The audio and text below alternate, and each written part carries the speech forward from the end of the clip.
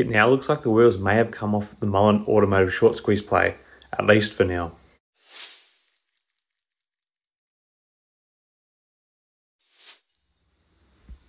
Hi again everyone, hope you're all doing really well. So Friday was a session that very much nipped the MULEN short squeeze effort in the bud.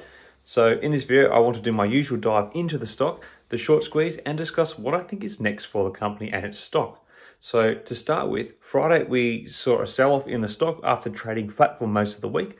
On Friday, the stock price moved down by 8.5% in the regular session, but perhaps more worryingly lost a further 15% in the aftermarket trade.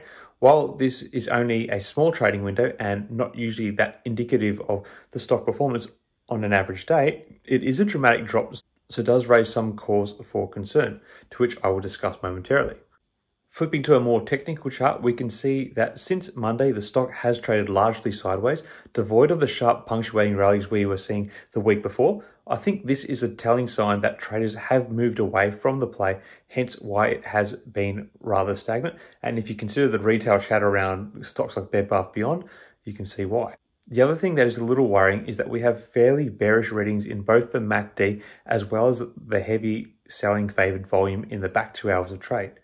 However, based on the Bollinger Bands and the oversold leaning RSI, barring any negative developments, we could be looking at a potential bounce back in the stock price when trading resumes on Tuesday. I still haven't changed my price targets, with upper resistance likely to still be found at the 40, 47 and 50 cent mark. The yellow line of lower support will be tested when trade resumes at the 33 cent mark, especially given the aftermarket sell-off. The next levels of lower support will likely be found at 30 cents and 20 cents per share, which to me appears that we are getting to a point where the stock is severely depressed and it will be hard for it to naturally be pushed down further at this stage. Of course, that is barring any negative developments from the company or the market in general.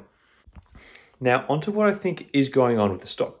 So I think Friday's sell-off, barring any insider trading activity or on unannounced news, may have been a delayed reaction to Thursday's CPI numbers. Because the CPI data for December proved in line with estimates rather than providing a bullish surprise, this means that the rate of inflation for December was exactly what analysts had predicted and did not come in lower than expected.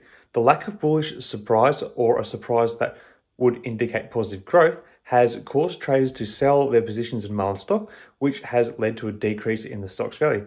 Had there been better than expected readings with inflation, riskier stocks such as MULEN would have likely had stronger performances following Thursday's data than they did. That's not saying they didn't perform well, but they would have likely done much better in more rosy circumstances, I guess you could say. Still, there is much to be optimistic about with MULEN Automotive. The company has major product endeavours slated for later in the year, such as the distribution deal of the iGo delivery vehicle in Europe, production of the company's US commercial vehicles, and the second leg of the strikingly different tour that is advertising the MULEN 5 consumer vehicle to be delivered in 2025. Though it is worth remembering, this is in a climate where new car sales have been softening due to high inflation, so positive news related to these things could be the catalyst needed to re-spark the MULEN rally, but in these current circumstances, it could be a more muted rally because it's not good for car sales in general at the moment. Switching to the short data, the stock actually has an even higher shorts interest at 46% than it did last week, with slightly over a day to cover. So there is a lot of potential there. However, given Friday's sell-off, I dare say many of those short positions are no longer in or near distressed positions, as can be seen in the low cost to borrow, which is down to only 18%.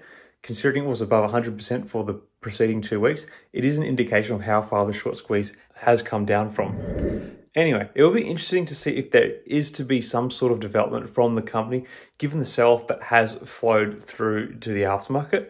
If not, I think MULEN remains an intriguing potential short squeeze play in the future. The company is not one that is in any overt trouble and has some good prospects in the pipeline. I will be keeping an eye on this play personally.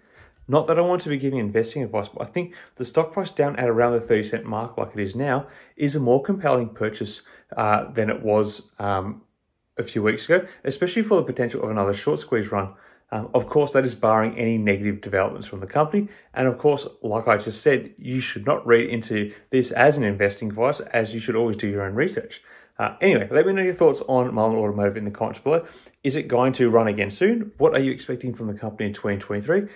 Let me know it all down below. Until next time, everyone, may the markets trade in your favor. Cheers.